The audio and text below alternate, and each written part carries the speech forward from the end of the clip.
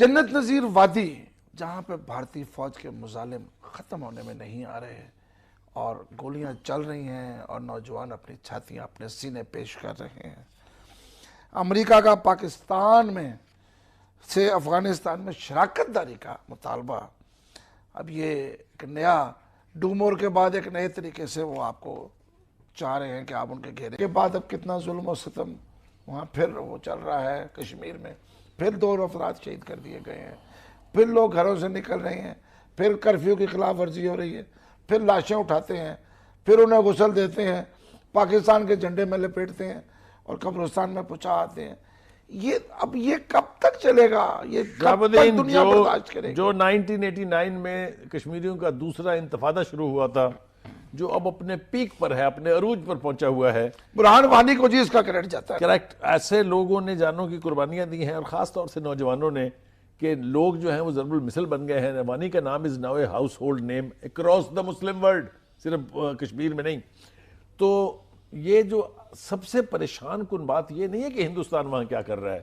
کوئی بھی قابض فوج کسی بھی علاقے کے بیچ میں ظاہر ہے ظلم و ستم کرتی ہے, لیکن جس طرح کی ریاستی دہشت گردی کشمیر میں ہو رہی ہے, جس طریقے سے پیلٹ گنز استعمال کر کے لوگوں کو اندھا کیا جا رہا ہے, جس طرح سے جیپوں سے باندھ کے گولیوں کے سامنے لوگوں کو لے جایا جا رہا ہے, اس پر جو عالمی دنیا ہے, جو ورلڈ ہے پوری کی پوری, اس کی خاموشی, اس کی بے حسی, اس کی بے غیرتی, اس کے اوپر انتہائی افسوس ہے.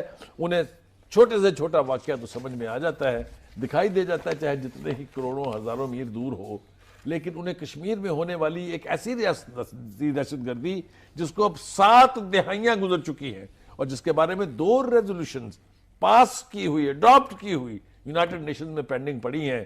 مجھے سمجھ میں نہیں آتی کہ ان سے لاسٹ ٹائم بھی اگر آپ کو یاد ہو, ہمارے پرائم منسٹر نے وہاں جا کے سپیچ کر کے کہا تھا کہ 70 سال ہو گئے ہیں آپ کو کشمیریوں کو ڈینائی کرتے ہوئے جسٹس, کیونکہ 70 سال سے آپ کے پاس وہ 2 ریزولوشن جو ہم نے موو نہیں کی تھی, ہندوستان کا اس وقت کا پرائم منسٹر جو ہے جواہر لال نہرو, وہ لے کے آیا تھا. دھوتی سنبھال کے بھاگے ہوئے گئے تھے لالا جی.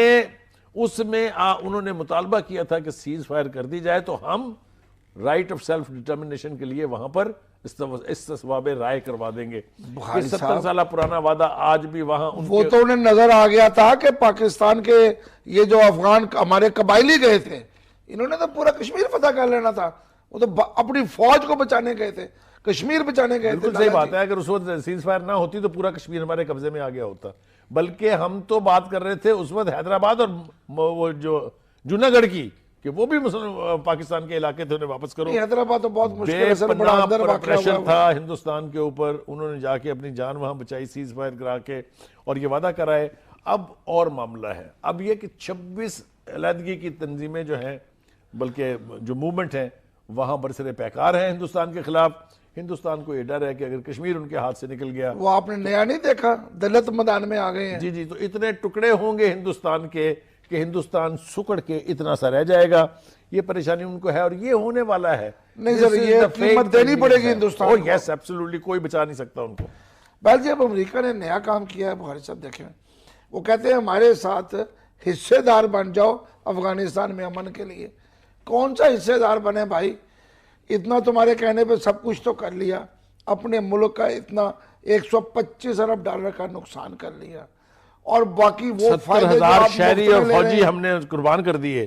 میرے خیال سے اس سے زیادہ خوفناک بات شہاب الدین یہ ہے کہ امریکہ میں یہ ریئلائزیشن اب آتی جا رہی ہے, ان کے تھنک ٹینکس جو ہیں وہ اپنی قیادت کو بتا رہے ہیں, پولیٹیکل قیادت کو بھی, اس کی قیادت کو بھی, کہ افغانستان میں امریکہ کے لیے پاکستان کی سپورٹ کے بغیر, پاکستان کے تعاون کے بغیر, پاکستان کی مرضی کے بغیر, نہ صرف یہ کہ آپ وہاں کامیاب نہیں ہو سکتے, آپ وہاں رہ نہیں سکتے.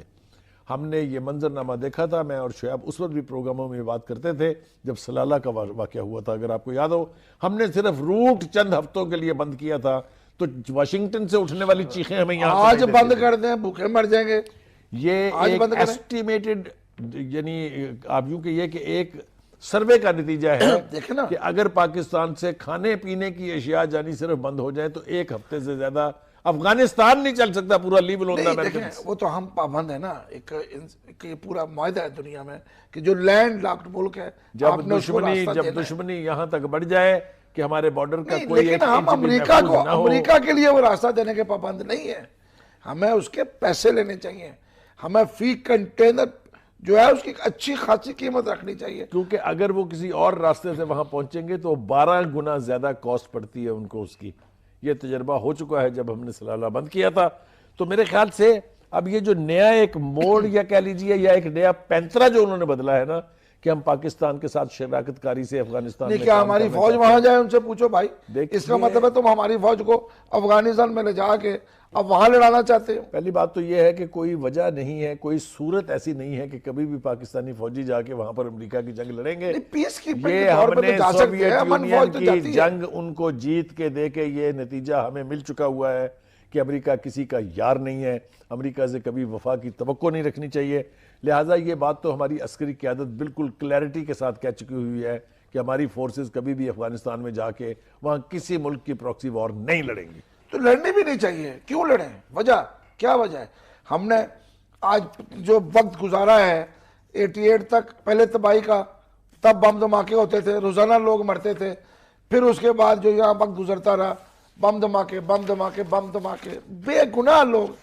ان کو تو کہیں آپ شرک بھائی صاحب, ان لوگوں کی جانیں بھی تو حساب میں لکھے نا, وہ بھی تو شہاب جنگ کی الدین, نظر جب میں. سے ہماری عسکری اور سیاسی قیادت نے ایک پیج پر آ کے امریکہ کے خلاف تھوڑا سا سٹرونگ موقف اختیار کیا ہے, تب سے لائنیں لگی ہوئی ہیں وہاں سے لوگوں کے آنے کی. کبھی وہاں سے ڈپٹی آرمی چیف آ رہا ہے, کبھی وہاں سے اسٹیٹ ڈپارٹمنٹ کا کوئی بندہ آ رہا ہے, ابھی یہ نائب وزیر خارجہ کے پتہ نہیں کون آئی ہوئی ہیں ہاں جی, یہاں پر.